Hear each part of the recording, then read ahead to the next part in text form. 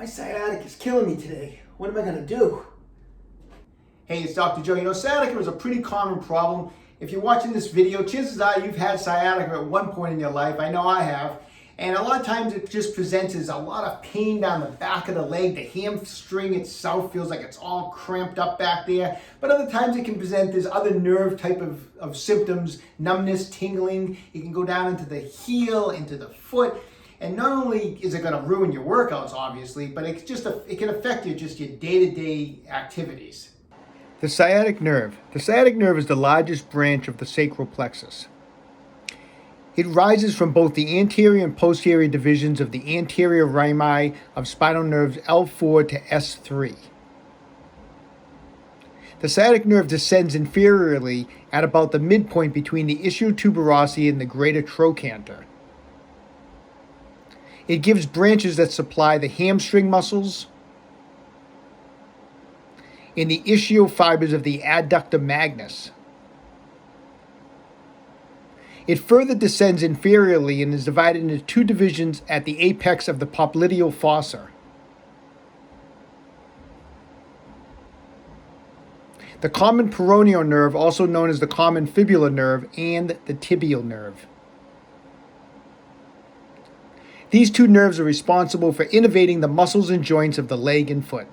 So before I go over this awesome technique on how to help your sciatica, I have to mention one thing you don't want to do. And the reason I'm mentioning this is because people do this all the time, and it's the absolute worst thing you can do, is people try to stretch it. Why is that? Because as I mentioned, a lot of times when you have sciatica, those hamstrings on that side feel like there's like a vice grip on them. They feel so tight.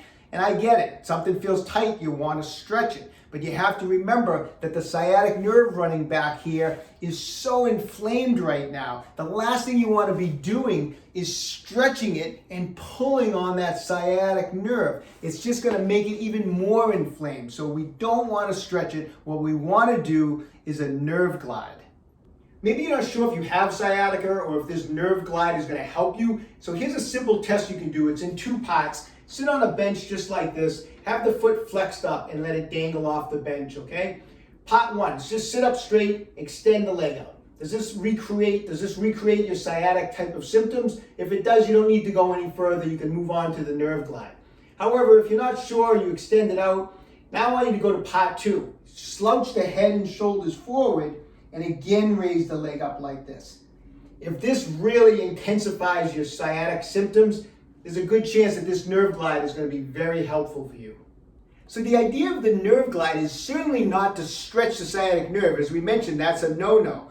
What we want to try to do with a nerve glide is we want to try to free up the sciatic nerve as it passes through all this soft tissue as it works its way down the back of the body.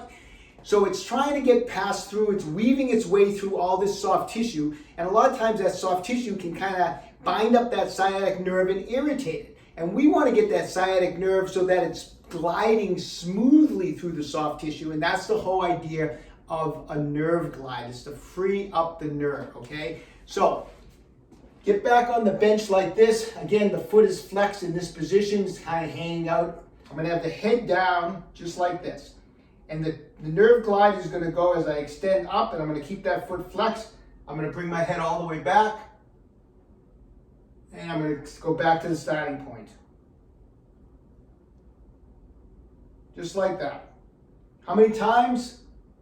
5 to 10 times. After you do it 5 to 10 times, get up, move around. Did it provide a little bit of relief? Maybe some temporary relief? If it did, that's awesome. You can do that multiple times throughout the day.